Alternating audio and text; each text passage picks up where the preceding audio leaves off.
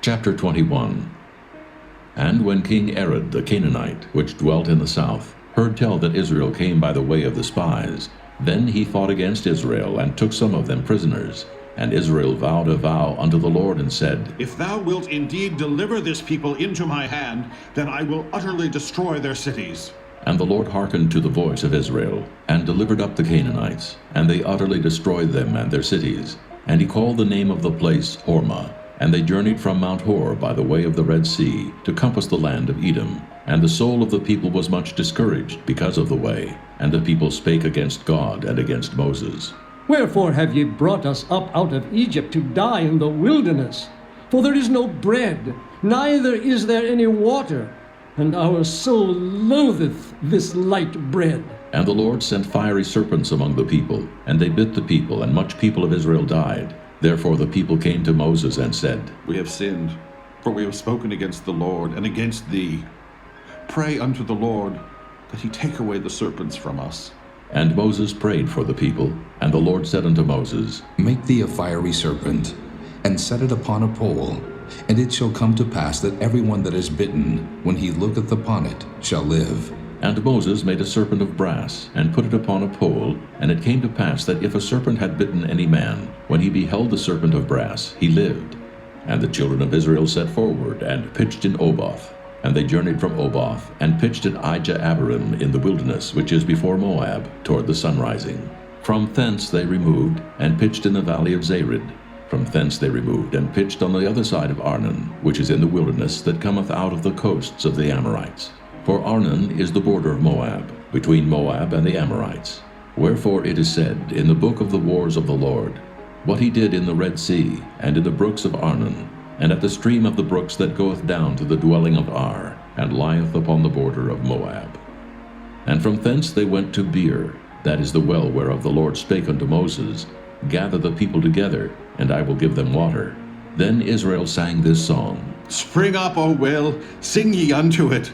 The princes digged the well, the nobles of the people digged it, and by the direction of the lawgiver with their staves. And from the wilderness they went to Mattanah, and from Mattanah to Nahaliel, and from Nahaliel to Bamoth, and from Bamoth in the valley that is in the country of Moab, to the top of Pisgah, which looketh toward Jeshimon. And Israel sent messengers unto Sihon, king of the Amorites, saying, Let me pass through thy land. We will not turn into the fields or into the vineyards. We will not drink of the waters of the well, but we will go along by the king's highway until we be past thy borders. And Sihon would not suffer Israel to pass through his border. But Sihon gathered all his people together, and went out against Israel into the wilderness. And he came to Jahaz, and fought against Israel. And Israel smote him with the edge of the sword, and possessed his land from Arnon unto Jabbok, even unto the children of Ammon. For the border of the children of Ammon was strong. And Israel took all these cities. And Israel dwelt in all the cities of the Amorites, in Heshbon, and in all the villages thereof.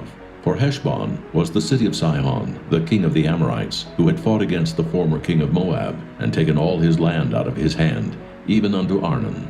Wherefore they that speak in Proverbs say, Come into Heshbon, let the city of Sihon be built and prepared.